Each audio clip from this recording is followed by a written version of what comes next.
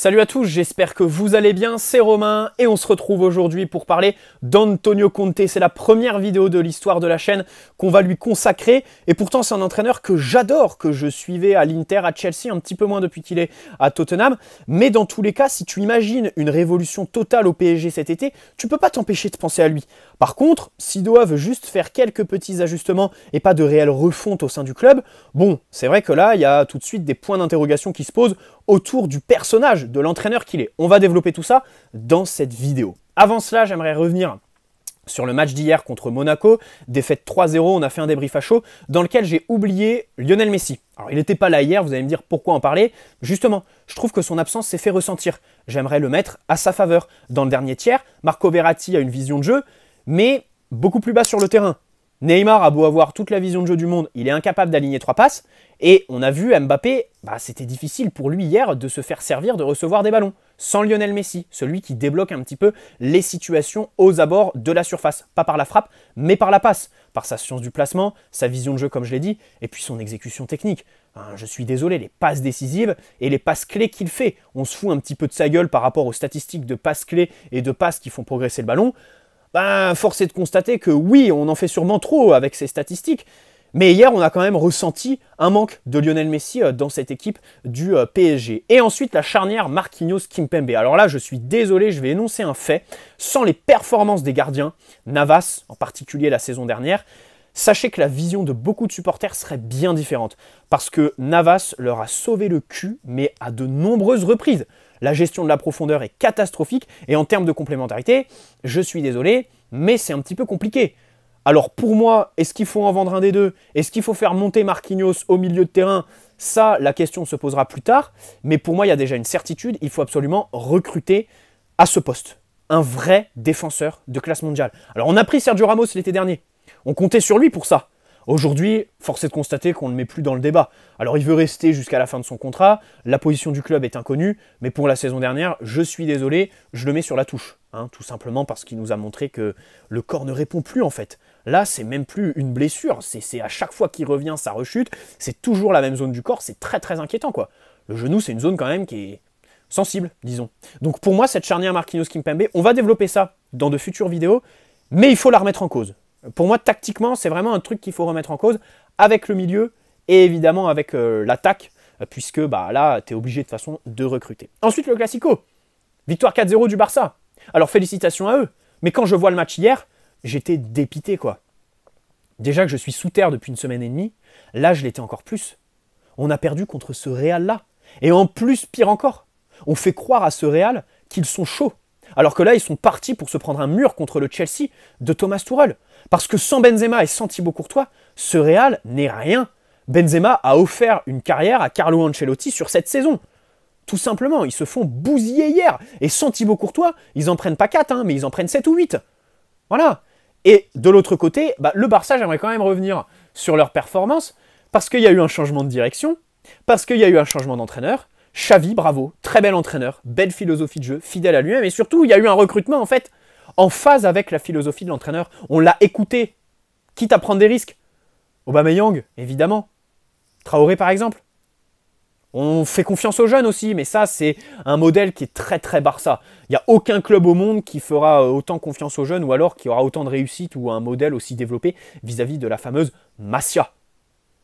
Mais on a vu qu'aujourd'hui, alors oui, on demande à confirmer en Ligue des Champions, parce que pour l'instant, bon, ils jouent que l'Europa League et tout ça. Et il y a une forte probabilité qu'on... Moi, personnellement, je pense qu'avec le Barça de Xavi, là, on va se retrouver avec une équipe qui va développer un beau football, mais qui n'aura pas forcément les résultats attendus. En fait, un petit peu comme avec Bielsa, tu auras les puristes qui diront « Ah, super, c'est nickel !» et les autres qui diront « Bah ouais, mais à quoi ça sert de jouer un beau football si t'as pas forcément les résultats que t'attends, quoi, tout simplement. » Voilà. Mais dans tous les cas, bravo à eux. Et il faut prendre exemple, en fait. Tu te dis « Ouais, c'est ça que le PSG doit faire. » Mais ça sert à rien de prendre un... Enfin, non. J'ai vu beaucoup de gens dire « Ah ouais, il faut prendre un entraîneur comme Xavi, tactique, philosophie et tout ça. » Mais avant cela, il y a eu un changement de direction. Et au PSG, Nasser reste. Il n'y a rien qui va bouger. C'est ça le drame là-dedans. Voilà. Donc pour ce qui est du Barça, ensuite, il y a Ousmane Dembélé qui est dans une très très grosse forme.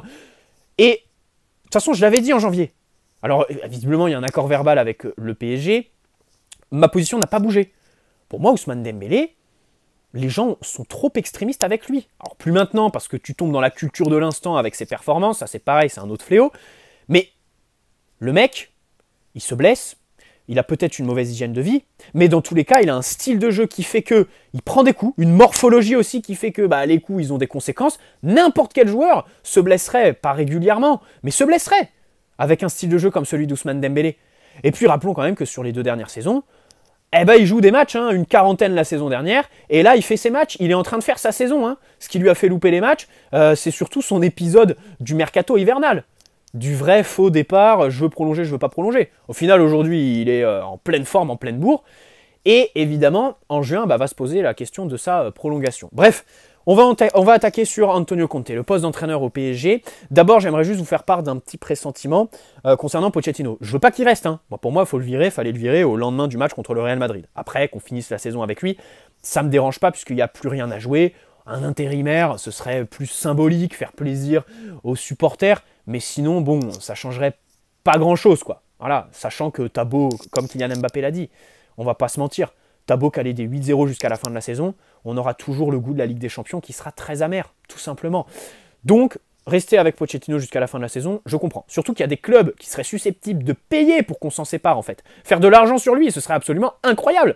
Faire de l'argent sur le pire entraîneur de l'histoire du club. Manchester United, par exemple. Sachant qu'en plus, il coûte quand même 10 millions par an, Pochettino. Le licencier, ça coûterait très cher. Et surtout, quand tu vois le marché des entraîneurs, qui est quand même très très restreint cette année, je me dis, l'option Pochettino qui reste jusqu'à la fin de son contrat parce qu'il n'y a personne, elle est viable. Pour moi, il faut l'envisager. Ça ne me surprendrait pas de voir le PSG garder Pochettino 1 an de plus. Parce qu'ils savent très bien qu'un Zinedine Zidane va attendre au moins la Coupe du Monde 2022, et que derrière, c'est un petit peu bouché. Et puis j'ai envie de vous dire, virer Pochettino pour reprendre un entraîneur comme lui, qu'on va aller chercher au fin fond de l'Espagne, qui n'aura rien gagné à part la Coupe du village, et qui sera complètement lessivé au bout de 2 jours d'entraînement au camp des loges, ça sert à rien en fait. On repartira pour les mêmes erreurs. Donc je ne suis pas un fervent défenseur de Pochettino qui reste, mais ça ne me surprendrait pas de le voir rester une saison en plus. Je le veux pas, c'est pas mon souhait. Ne me faites pas dire ce que j'ai pas dit. Antonio Conte. Arrivé à Tottenham, alors voilà, évidemment une philosophie, une personnalité très atypique. Il a déjà été associé au PSG. Avant que Thomas Tuchel signe, Antonio Conte était voulu par Nasser. Et Thomas Tuchel, on rappelle que c'est Doha qui l'impose au président du PSG. Et Antonio Conte, à ce moment-là, il y a un journaliste pour le journal L'Équipe qui a révélé qu'il l'avait contacté et qu'il avait dit, Antonio Conte, le PSG, là-bas, c'est les Brésiliens qui dirigent. Alors, j'ai refusé. Aujourd'hui, évidemment, la conjoncture est complètement différente parce que le mec est complètement explosif. C'est une personnalité bizarre, en fait. C'est soit tu l'aimes, et alors tu le kiffes, tu regardes tous les matchs de ses équipes, tu le suis, peu importe le club où il va, soit tu le détestes. Et c'est quelqu'un dont tu ne voudras jamais. Voilà, c'est quelqu'un qui bipolarise, en fait, les avis sur lui. Bref, ensuite, il coûte cher. C'est vrai que c'est quelqu'un qui demande déjà beaucoup en termes de mercato, qui a des exigences folles, et en plus en termes de salaire.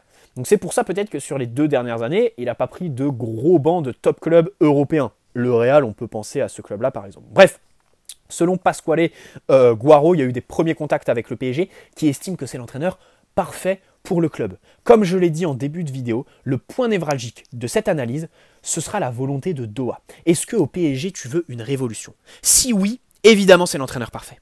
Sinon, ça sert à rien. Tu te vauteras et tu perdras du temps parce qu'il va démissionner un lundi matin de novembre, en pleine crise, et tu auras perdu 4 mois avec lui.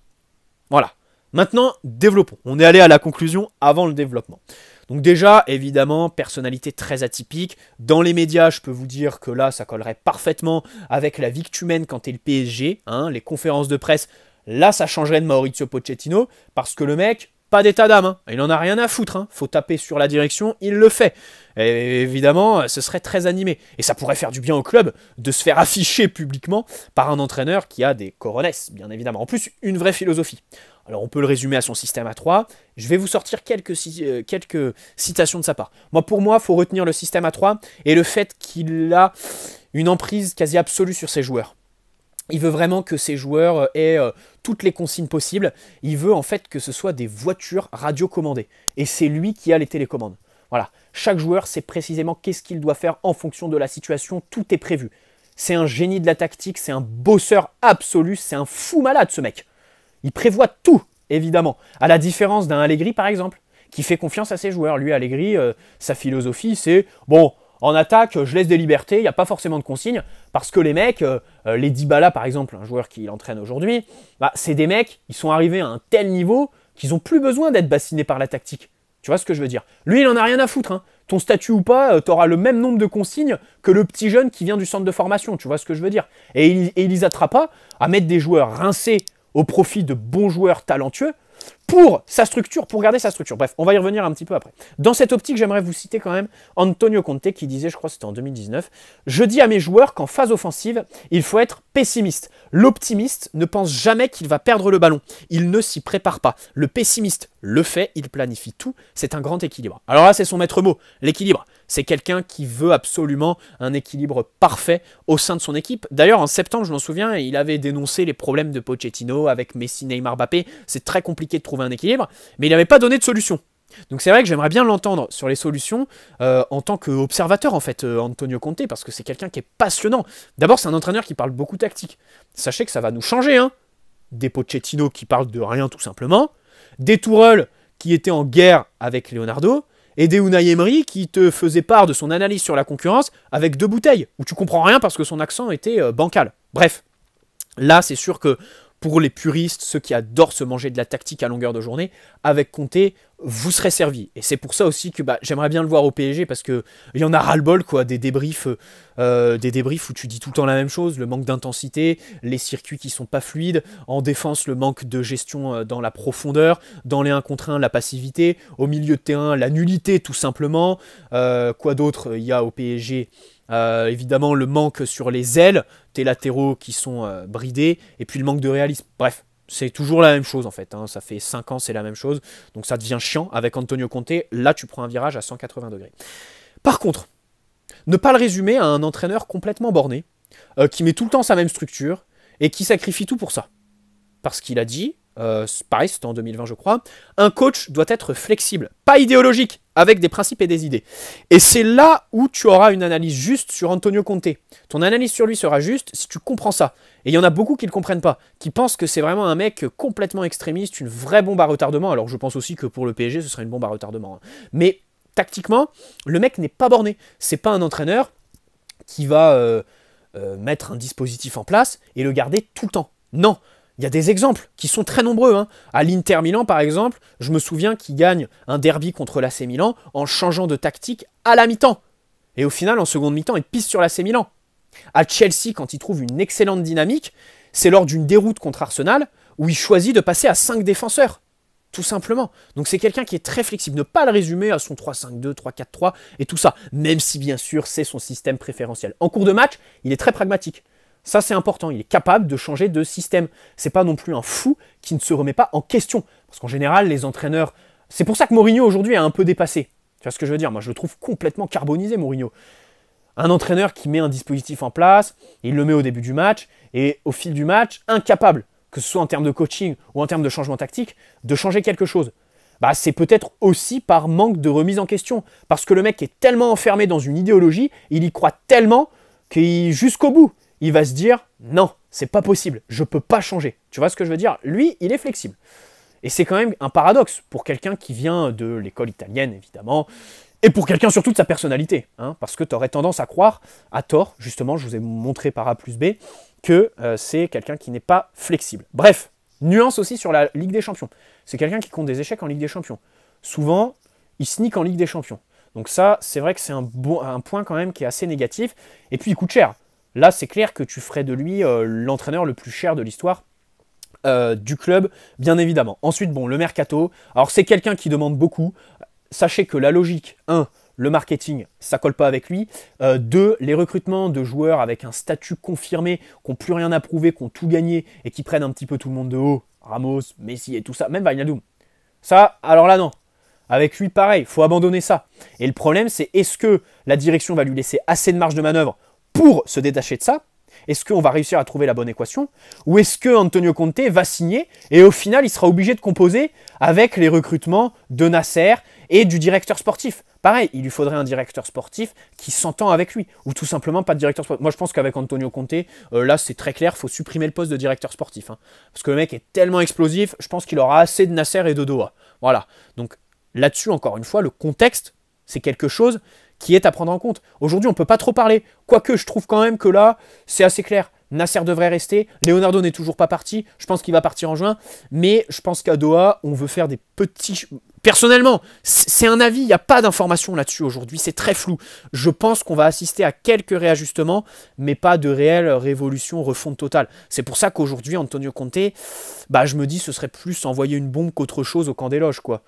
Qui brûlerait 3 jours après son arrivée, bien évidemment. Et lui qui, évidemment, démissionnera. Alors, tu n'auras pas d'indemnité à payer, mais du coup, tu auras perdu du temps. Parce qu'il va te lâcher n'importe quand. Parce que pareil, c'est quelqu'un qui est capable de partir n'importe quand. Hein, quand il est en conflit avec sa direction, là, c'est clair que le mec, du jour au lendemain, il est capable de se casser. Donc, c'est très compliqué. Voilà. Maintenant, si tu veux une vraie révolution, ben oui, c'est le profil parfait, bien évidemment. Alors, dans les recrutements, c'est quelqu'un qui demande des joueurs avec une marge de progression, évidemment. Il a envie de joueurs avec qui il peut s'éclater, tout simplement, les faire travailler. L'exemple parfait, c'est Achraf Hakimi. Hein. C'est Achraf Hakimi qui vient de Dortmund, la Bundesliga, pour aller en Serie A. C'était un choix parfait et pour Hakimi, parce qu'il a travaillé la rigueur tactique et tous les principes d'Antonio Conte qui développe n'importe quel joueur. Et pour Antonio Conte, parce qu'il a eu le joueur parfait, jeune, avec une marge de progression, très offensif, à qui il va falloir apprendre la rigueur. Et c'est pour ça qu'il s'est éclaté avec lui, là-bas. Et que Achraf Hakimi a réussi surtout. Parce que c'est aussi un joueur, en termes de personnalité, qui doit être facile à coacher tout simplement. Alors aujourd'hui au PSG, c'est vrai que c'est compliqué. Bref, dans tous les cas, des fois, bah, tu peux avoir des joueurs sur le papier qui te font pas rêver. Hein. Des fois, c'est des joueurs compliqués, quoi. Et puis en cours de saison, c'est un entraîneur un peu comme Ancelotti. Je vous le disais par rapport au Real, on a eu l'exemple parfait hier, justement, lors du Classico. Ancelotti, sa philosophie, elle repose beaucoup sur la dynamique. C'est-à-dire qu'il a trouvé la bonne formule, mais sa formule, c'est 11 joueurs. Pas moins, pas plus. C'est-à-dire que tu retires un joueur, ça part en vrille. Tu l'as vu hier, tu retires Benzema, Vinicius n'est plus personne. Le Real Madrid n'est plus personne. Antonio Conte, c'est un petit peu pareil. T'en retires un, là tout de suite la dynamique, elle est un petit peu brisée. Et ça peut vite partir en couille. Et surtout, quand tu retires un joueur, en fait, il va avoir tendance à préférer un joueur rincé, mais qui colle avec la structure et le dispositif, plutôt qu'un joueur talentueux. Voilà, qui t'apportera... pourquoi pas un exploit individuel qui te permettra de prendre confiance parce qu'il va te débloquer un match par exemple et va te donner de la confiance à tous tes joueurs pour le match d'après. Et ensuite retrouver une dynamique. Voilà, je ne sais pas si j'ai réussi à me faire comprendre. Donc voilà un petit peu pour Antonio Conte. Je pense avoir un petit peu tout résumé dès le début de la vidéo en vous disant que tout est conditionné en fait à la volonté du club. Est-ce qu'à Doha on veut vraiment tout changer ? Ou alors, est-ce qu'on veut juste faire quelques petits réajustements? Voilà, j'espère que cette vidéo vous aura plu. N'hésitez pas à poser un like si c'est le cas, vous abonner si ce n'est pas déjà fait. Et puis, on se retrouve bien évidemment très prochainement, demain ou après-demain, pour parler de nouveaux dossiers, de nouvelles aventures pendant cette trêve internationale qui fait du bien à nous et aux joueurs qui sont complètement carbonisés, amorphes. Allez, ciao les amis, bonne soirée à tous. Et vive Antonio Conte surtout, hein, parce qu'au-delà du PSG, je vous conseille de le suivre dans ses aventures, il est absolument extraordinaire.